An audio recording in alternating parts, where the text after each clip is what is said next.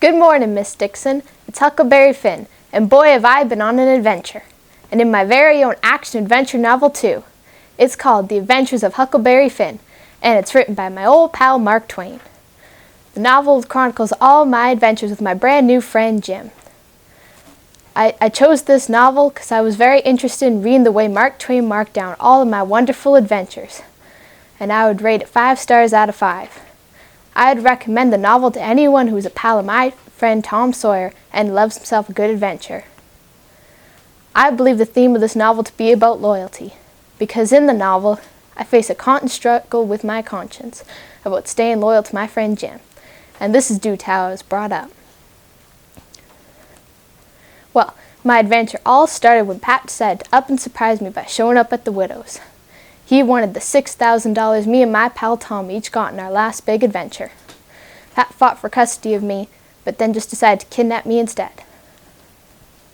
At first, I quite liked being away from the widow's fancy ways, but when Pat started getting a little too drunk, I realized it weren't safe no more. So, when Pat was out one day, I escaped and faked my death. I got away and went to Jackson's Island where I met Jim, a runaway slave of Miss Watson.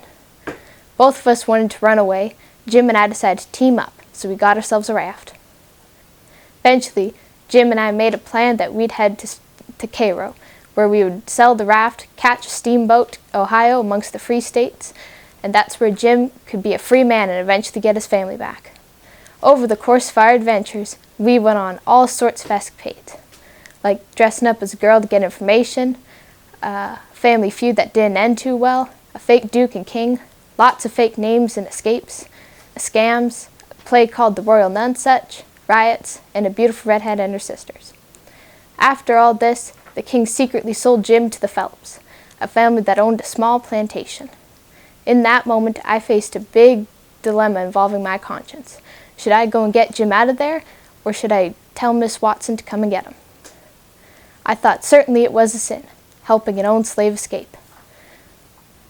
I almost sent old Miss Watson a letter telling her that Jim was in Pikesville at the Phelps. But after some tough thought, I tore up the letter and made up my mind that I would help Jim. Then, with the help of my pal Tom Sawyer, eventually we got Jim free. However, Tom suffered an injury in the process and needed a doctor, so I brought one to Tom, and Jim had to hide.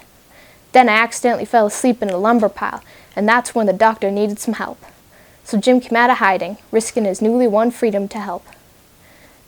Tom recovered okay, but the doctor took Jim back to the Phelps, figuring out he was a runaway. That's when I learnt that Tom knew all along that apparently Miss Watson had died 2 months ago, and in her will she made Jim a free man. Tom never let on though, because he wanted the thrill of helping Jim escape.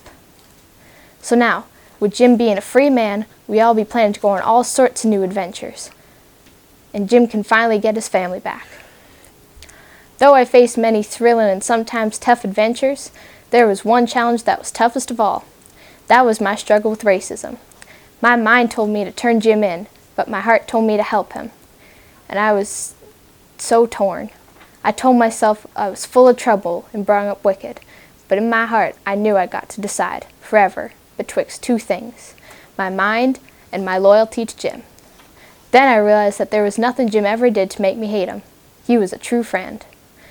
Then I decided once and for all that I was going to help him.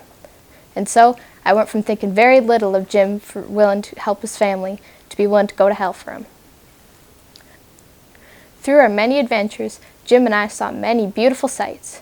One of them, Mark Twain described as such. I had the road all to myself, and I fairly flew. Leastways, I had it all to myself, except the solid dark, and the now and then glares, and the buzzing of the rain, and the thrashing of the wind, and the splitting of the thunder. Well, I got another adventure calling me. See ya!